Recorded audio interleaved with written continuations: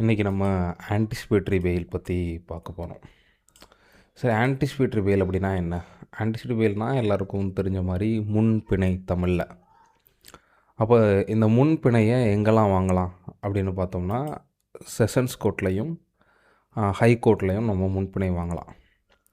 அப்போ இதை வழிகாட்டுதல் முழுக்க முழுக்க வழக்கறிஞர்களுக்கான வழிகாட்டுதலாக தான் இந்த வீடியோ இருக்கும். இப்போ முன்ஜாமீன்னா கைது செய்யப்படுவதற்கு வழங்கப்படும் ஜாமீன் அப்படின்றது நமக்கு தெரியும். ஆர்டிக்கிள் 21 படி பர்சனல் லிபர்ட்டியை பாதுகாக்கக்கூடிய ஒரு முக்கியமான பிரிவாக இருக்குது. ஏன் அப்படின்னா, ஒருத்தவருடைய எந்த தப்பும் செய்யாமல் இருக்கார், போலீஸ் அவர் மேலே ஒரு சார்ஜ் ஃப்ரேம் பண்ணுறாங்க. அப்போ போலீஸ் ஒரு எஃப்ஐஆர் போட்டாலே அவரை கைது பண்ணிட முடியும். அப்போ அதிலிருந்து தப்பிக்கிறதுக்கு என்னுடைய ஆர்டிக்கிள் 21 என்னுடைய பர்சனல் லிபர்ட்டி பாதிக்குது, நான் எந்த தவறும் செய்யலை, ஆனால் என்னை அரெஸ்ட் பண்ண ட்ரை பண்ணுறாங்க, எனக்கு நீங்கள் முன்பிணை கொடுங்க, இந்த வழக்கு பொய்யான வழக்கு அப்படின்னு சொல்லி இந்த ஆர்டிக்கிள் 21 பாதிக்குது அப்படின்னு நம்ம வாங்கிறது தான் இந்த முன்பிணை. இது பொய்யான குற்றச்சாட்டுகள் உள்நோக்கத்தோட கொடுக்கக்கூடிய புகார்கள் அடிப்படையில் இருக்கக்கூடிய கைதை மட்டும் தடுக்கிறதுக்காக தான் அது நடக்குது. சிஆர்பிசியில் பண்ணிகிட்டு இருந்தோம், இப்போ நம்ம பிஎன்எஸில் பண்ணுறோம். இப்போ பிஎன்எஸில் பிரிவு 482 பிஎன்எஸ்எஸில் தான் நம்ம ஃபைல் பண்ண முடியும் ஆன்டிசிபேட்டரி பெயில்னால. இப்போ முன்ஜாமீன்னா என்ன? அப்போ முன்ஜாமீன் எந்தெந்த குற்றங்களுக்கு வழங்கப்படும் அப்படின்னு பார்த்தோம்னா, ஃபஸ்ட்டு இதில் 2 குற்றங்கள் இருக்குது. ஒன்று பெயிலபிள் அஃபென்ஸ், இன்னொன்று நான் பெயிலபிள் அஃபென்ஸு. எதெல்லாம் பெயிலபிள் எதெல்லாம் நான் பெயிலபிள் அப்படின்றத நீங்கள் ஃபஸ்ட்டு ஷெட்யூல் பிஎன்எஸில் போட்டிருக்கோம். உதாரணத்துக்கு எங்கே இருக்கும்னா, ஃபஸ்ட்டு ஷெட்யூல் நீங்கள் போய் பார்த்தீங்கன்னா இந்த இடத்துல இதுதான் ஃபஸ்ட்டு ஷெட்யூல். பிஎன்எஸ்எஸில் ஃபஸ்ட்டு ஷெட்யூல் இருக்கும். இப்போ உதாரணத்துக்கு ஒரு பொதுவாக போடுற அஃபென்ஸ் எடுத்துக்கோமே. இப்போ 296 அஃபென்ஸ்னு வச்சுக்கோங்களேன். இது எல்லா எஃப்ஐஆர்லேயும் இருக்கும் இந்த அஃபென்ஸ். அதுக்காக நான் அதை எடுக்கிறேன், சும்மா ஒரு புரிதலுக்காக. இந்த இருக்கிறாங்க 296 offence obscene acts and songs. இது cognizable, at the same time இது பெயிலபிள். இப்போ இது ஒரு பெயிலபிள் அஃபென்ஸு. அப்போ இந்த அஃபென்ஸ் மட்டும் போட்டிருக்காங்க அப்படின்னா நம்ம கோர்ட்டுக்கு வர முடியாது ஆன்டிசிபேட்டரி பெயில் கேட்டு. அப்போ ஒரு நான் பெயிலபிள் அஃபென்ஸ் போட்டிருந்தா தான் நம்ம கோர்ட்டுக்கு வர முடியும். இது 298 போட்டிருக்காங்கன்னு வைங்களேன், இது ஒரு நான் பெயிலபிள் அஃபென்ஸு. அப்போ நம்ம என்ன பண்ணலாம், கோர்ட்டுக்கு வர முடியும். ஏன்னா இது நான் பெயிலபிள் அஃபென்ஸு, அதனால் நம்ம கோர்ட்டுக்கு வர முடியும். அதுதான் ஆன்டிசிபேட்டரியுடைய முக்கியமான விஷயம். அப்போ நீதிமன்றம் நம்ம கோர்ட்டில் கேஸ் ஃபைல் பண்ணுறோம். கேஸ் ஃபைல் பண்ணிட்டு நீதிமன்றம் இடைக்காலத்துலேயும் கொடுக்கலாம், முழுமையாகவும் கொடுக்கலாம். ஆன்டிசிபேட்டரி பெயில் கொடுத்துட்டாங்கன்னா அது வழக்கு முடிகிற வரைக்கும் அந்த ஆன்டிசிபேட்டரி பெயில் செல்லும். காமனாக கொடுத்துரும் போது அவங்க கைது செய்யப்பட மாட்டாங்க வழக்கு முடிகிற வரைக்கும்.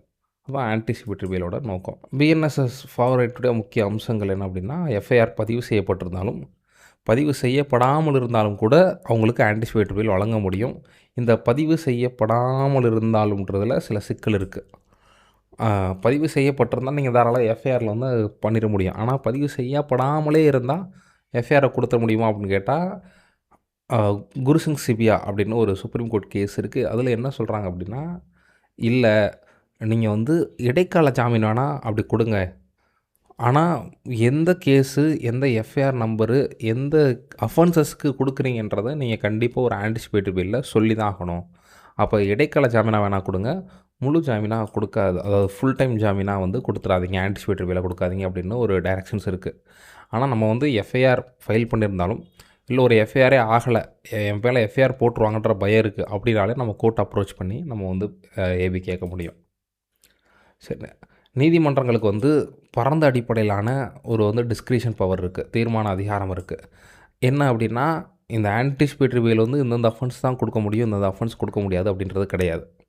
இப்போ குருசிங் சிபியா நான் சொன்ன கேஸே என்ன அப்படின்னா, கீழே பாம்பே ஹைகோர்ட்லேயோ கீழே ஒரு ஹைகோர்ட்டில் ஒரு ஃப்ரேம் பண்ணுவாங்க. அதாவது 302 அஃபென்ஸ், மர்டர் அஃபென்ஸு, ரொம்ப கொடுங்குற்றங்களுக்கு ஆன்டிசிபேட்டரி பெயிலே கிடையாது அப்படின்னு சொல்லி ஒரு ஃப்ரேம் பண்ணுவாங்க. அதை தான் ஓவர் ரூல் பண்ணி அப்படியெல்லாம் செய்ய முடியாது, இது டிஸ்க்ரிஷன் பவரு. அந்த டிஸ்க்ரிஷன் பவரில் கோர்ட் எதை வேணால், எந்த அஃபென்ஸில் வேணாலும் அந்த அஃபென்ஸ் மேலோட் ஆகலை, இல்லை அந்த சொல்லப்பட்ட குற்றச்சாட்டு இவருக்கு எதிராக இல்லை அப்படின்னும் போது நீங்கள் தாராளமாக ஏபி கொடுக்கலாம், கிராண்ட் பண்ணலாம். அதுக்கு எவ்வளோ பெரிய அஃபென்ஸாக இருந்தாலும் பிரச்சனை கிடையாது அப்படின்னு இதில் சொல்கிறாங்க. அப்போ அதோட அர்த்தம் என்னென்னா, போக்சோ கேஸாக இருக்குது, இல்லை 301 மர்டர் கேஸாக இருக்குது, இல்லை ரொம்ப பெரிய அஃபென்ஸாக இருக்குது அப்படின்னு சொல்லி நம்ம ஏபி ஃபைல் பண்ணாமல் இருக்கணும் அவசியம் இல்லை. எந்த கேஸ்க்கு வேணால் நம்ம ஏபி ஃபைல் பண்ணலாம். சரி, ஜாமீன் வழங்கப்படலாம். அப்போ ஜாமீனுக்கு கண்டிஷன்ஸ் இருக்கா அப்படின்னு கேட்டால், ஆமாம், கண்டிஷன்ஸோட ஜாமீன் கொடுக்குறாங்க. என்ன, பாஸ்போர்ட் வச்சுருந்தா பாஸ்போர்ட்டை படிங்க, இல்லை நீங்கள் வந்து தவறாமல் வந்து ஆஜராகணும் இத்தனை காலத்துக்கு, சாட்சிகளில் தலையிடக்கூடாது, ஆதாரங்களை அழிக்காமல் இருக்கணும், இப்படியான நிபந்தனைகள்லாம் கொடுத்து வந்து இந்த ஜாமீன் வழங்குவாங்க. இதுக்கு நீங்கள் வந்து ஹைகோர்ட்டில் பார்த்தீங்கன்னா எஸ்கே சாஜி கேஸ், சாஜி கேஸ்னு ஒரு கேஸ் இருக்கும். அந்த கேஸை தான் எல்லா ஆன்டிசிபேட்டட் பெயில் ஜட்ஜ்மெண்ட்லேயும் அதை பார்க்கலாம். நீங்கள் வந்து ஒன்ஸ் இந்த கண்டிஷன்ஸ் வந்து வயலேட் ஆச்சுன்னா பெயில் வந்து ரிவோக் பண்ணுறதுக்கு அதிகாரம் வந்து கோர்ட்டுக்கு இருக்குன்றது. இது வந்து ஜாமீன் வழங்கப்படலாம். இதுதான் வந்து அப்போ கண்டிஷன்ஸ் வந்து எல்லா கண்டிஷனும் கொடுக்கலாமா அப்படின்னு பார்த்தா, அந்த கண்டிஷன்ஸ்லேயும் லிமிட் பண்ணுது சுப்ரீம் கோர்ட்டு. சில நேரங்களில் வந்து இந்த கம்யூனிட்டி சர்வீஸ்ன்ற பேரில் நிறைய சில ஜட்ஜஸ் வந்து நீ வந்து பேசக்கூடாது, நீ வந்து இதை யூஸ் பண்ணக்கூடாது, நீ வந்து ஃபோன் யூஸ் பண்ணக்கூடாது, இப்படிலாம் வந்து கண்டிஷன்ஸ் தருவாங்க. அந்த மாதிரி கண்டிஷன்லாம் தரக்கூடாதுன்னு சொல்லி சுப்ரீம் கோர்ட் கைட்லைன்ஸ் இருக்குது. இருந்தாலும் ஃபேக்ட் அண்ட் சர்க்கம்ஸ்டன்சஸ் பொறுத்து சில ஜட்ஜஸ் வந்து எக்ஸ்ட்ரானரி கண்டிஷன்ஸ்லாம் தர தான் செய்கிறாங்க. அப்போ பெயிலை பொறுத்த வரைக்கும் என்ன அப்படின்னா, ஆன்டிசிபேட்டரோ பெயிலோ இந்த வேர்டு வந்து நீங்கள் அடிக்கடி வந்து நம்ம கேட்போம். Fail is the rule, jail is the exception அப்படின்னு சொல்லி. அதாவது நம்மளுடைய கான்ஸ்டியூஷன் அமைப்பே எப்படின்னா, பெயிலில் தான் ரூல் பண்ணும், ஜெயிலை எக்ஸப்ஷன் பண்ணும். எது வரைக்கும்? ஏன்னா நம்ம வந்து ஒரு வழக்கு நடத்தி அந்த வழக்கில் வந்து கடைசியில் தான் என்னாகும், அவர் குற்றவாளியா இல்லையான்னு முடிவாகும். அது வரைக்கும் அலீஜ்டு தான், அலீஜ்டு அக்யூஸ்டு தான். He is not an accused, alleged accused தான். அப்போ கன்விக்ட் எங்கே போகும்? கன்விக்ட் ஆகிற வரைக்கும் அவர் வந்து நிரபராதி அப்படின்ற மனநிலைக்கு தான் நம்மளுடைய சிஸ்டம் இருக்கணும் அப்படின்னு சொல்கிறாங்க. அப்போ அதில் வந்து fail is the rule, jail is the exception. Jail வந்து எக்ஸப்ஷனாக தான் இருக்கணும், பெயில் தான் கட்டாயமாக ஒருத்தருக்கு ரூலாக இருக்கணுன்ற விதி தான் நம்ம கான்ஸ்டியூஷன்லேயே பரவலாக இருக்குது. அதனால தான் ஈஸியாக நம்ம பெயிலில் வந்துட முடியுது அப்படின்னு நம்ம பார்க்குறோம் எல்லோரும். சரி, அப்போ இதை வந்து எங்கே தாக்கல் செய்யலாம் அப்படின்னா, 2 நீதிமன்றங்களாக தாக்கல் செய்யலாம். ஒன்று செஷன்ஸ் கோர்ட்டு, இன்னொன்று உயர் நீதிமன்றத்தில் தாக்கல் செய்யலாம். இப்போ செஷன்ஸ் கோர்ட்லேயும் உயர் நீதிமன்றத்துலேயும் தாக்கல் செய்யலாம். அப்போ அதற்கான வரம்பு என்ன, ஜூரிஸ்டிக்ஷன் என்ன அப்படின்னு பார்த்தோம்னா, எங்கே குற்றம் நடந்ததோ அந்த குற்றத்துக்கு உட்பட்ட பகுதிகளில் இருக்கக்கூடிய நீதிமன்றத்தில் செஷன்ஸ் கோர்ட், அங்கே குற்றம் உட்பட்ட பகுதியில் இருந்தால் அந்த செஷன்ஸ் கோர்ட்டு, அல்லது உயர்நீதிமன்றம் அந்த குற்றத்துக்கு இடைப்பட்ட கிடக்குன்னா உயர்நீதிமன்றத்தில். இப்போ இந்த ரெண்டுமே இல்லாமல் இன்னொன்று இருக்குது, அதுக்கு பேர் வந்து டிரான்சிட் பெயில்னுவாங்க. டிரான்சிட் பெயில்னு நீங்கள் அடிச்சிங்கன்னா தெரியும். டிரான்சிட் பெயில்னால் ஒரு மாநிலத்தில் குற்றம் நடந்திருக்கும், இன்னொரு மாநிலத்தில் ஏபியை வந்து ஹைகோர்ட்டில் ஃபைல் பண்ணுவாங்க. அப்போ ஒரு 15 டேஸ் வந்து அதுக்கு வந்து ஒரு டைம், அதுக்கு வந்து மொத்தம் வந்து ஒரு 15 டேஸ் வந்து டைம் தருவாங்க கோர்ட்டில். நீங்கள் அதுக்குள்ளே அந்த மாநிலத்தினுடைய உயர்நீதிமன்றத்தை அணுகி நீங்கள் வந்து ஏபி எடுத்துக்கலாம். அது வரைக்கும் உங்களுக்கு இந்த 15 நாள் பாதுகாப்பு அப்படின்னு சொல்லி தரது தான் இந்த டிரான்சிட் பெயில் அப்படின்னு சொல்லுவாங்க. சரி, இந்த முன்ஜாமீன் மனுவை எப்படி தாக்கல் செய்யணும் அப்படின்னு பார்த்தோம்னா, எஃப்ஐஆருடைய காப்பி அதில் இருக்கணும். எஃப்ஐஆர் காப்பி கண்டிப்பாக இருக்கணும். எஃப்ஐஆர் காப்பி இல்லைனாலுமே எஃப்ஐஆர் காப்பி இல்லைன்றதை சொல்லி நம்ம வந்து ஃபைல் பண்ணலாம். அப்போ எஃப்ஐஆர் காப்பி மஸ்ட்டுன்றது கிடையாது. எஃப்ஐஆர் காப்பி வந்து மேக்ஸிமம் இருந்தால் உங்களுக்கு கேஸ் வந்து நடத்துறதுக்கு நல்லாயிருக்கும். இது வழக்கு எப்படிப்பட்ட வழக்கு, ரொம்ப டீட்டெயில்டாக வந்து நீங்கள் பெட்டிஷனில் டிராஃப்ட் பண்ணக்கூடாது என்ன கேட்டால். அதாவது இது வந்து என்னோடய பர்சனல் எக்ஸ்பீரியன்ஸ்லையும் சீனியர்ஸுடைய கைட்லைன்ஸ்லேயும் சொல்கிறேன். நீங்கள் வந்து சில நேரம் நாங்கள் என்ன பண்ணோம், நான் என்னோடய லைஃப்பில் வந்து சும்மா ப்ராக்டிஸ் வந்த புதுசில் என்ன பண்ணுவேன்னா, இந்த நிறைய ஜட்ஜ்மெண்ட்ஸ்லாம் ரீட் பண்ணுறனால ஆன்டிசிபேட்டரி பெயிலில் ஒரு ஜட்ஜ்மெண்ட் வருதுன்னா அதை கோட் பண்ணி நான் டிராஃப்ட்டுக்குள்ளே போட்டுருவேன். அதே போல் நான் கிரவுண்ட்ஸ் எல்லாம் டிராஃப்ட்லேயே போட்டுற பழக்கம் இருந்துச்சு. அப்போ என்ன ஆச்சுன்னா, ஏபிக்கு வரும்போதே வந்து நம்ம கட்டை வந்து நம்ம மட்டும் இல்லையா, ஆப்போசிட்டில் இருக்கக்கூடிய அரசு தரப்பும் முன்னாடியே கட்டை வாங்கிடுவாங்க. அப்போ அவங்களும் படிச்சிருவாங்க. அப்போ நம்ம எடுக்கிற கிரவுண்ட்ஸ் வந்து அவங்களுக்கு முன்னாடியே தெரிஞ்சிடும். அப்போ இது வந்து என்ன ஆச்சுன்னா, அவங்க முன்னாடியே அதை ஒரு பாயிண்ட்டை ப்ரிப்பேர் பண்ணி வர ஆரம்பிச்சிட்டாங்க. அப்போ தான் என்ன கிளிக் ஆச்சு அப்படின்னா, நம்ம எல்லா கிரவுண்ட்ஸையும் சொல்லக்கூடாது, தேவையான இம்பார்ட்டன்ட் பாயிண்ட்ஸை மட்டும் சொல்லிவிட்டு விட்டுறணும். ஏன்னா நீங்கள் பெயில் கோர்ட்லேயும் ஏபி கோர்ட்லேயும் பார்த்தீங்கன்னா, ஜட்ஜு வந்து குறிப்பாக வந்து ஹைகோர்ட்டில் ஜட்ஜு வந்து கட்டை திருப்ப மாட்டாங்க பெருசாக. அவங்க வந்து ஃபுல்லாக எஃப்ஐஆர் கான்செப்டில் தான் இருப்பாங்க. நேராக எஃப்ஐஆருக்கு போயிடுவாங்க. எஃப்ஐஆர் என்ன அலிகேஷன்றது தான் பார்ப்பாங்க. அது போக ஆர்கியூமெண்ட்டு நம்ம என்ன சொல்கிறோம் அப்படின்றது தான், கவர்மெண்ட் சைடு என்ன சொல்கிறாங்க அப்படின்றது தான்.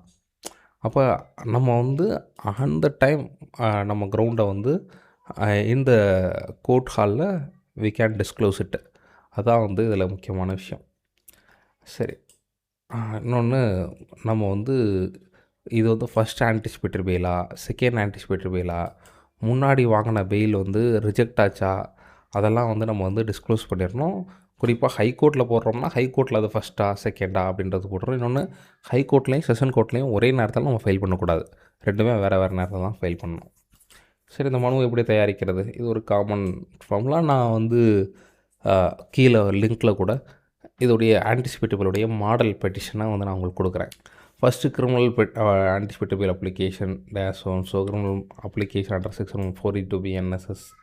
மனுதாரர் கீழே எதிர்மனுதாரர் எந்த ஸ்டேஷனு, மனுதாரருடைய விவரம், எஃப்ஐஆர், புகார், கைது செய்யப்படலாம் என்ற அச்சம், அதாவது அப்ரிஹென்ஷன் இருக்குது எங்களுக்கு அப்படின்றத சொல்கிறது, காரணங்கள் சும்மா பெருசாக சொல்லாமல் உள்ளவளுக்கு சொல்லிக்கிறது, அடுத்து கடைசியில் ப்ரேயர்.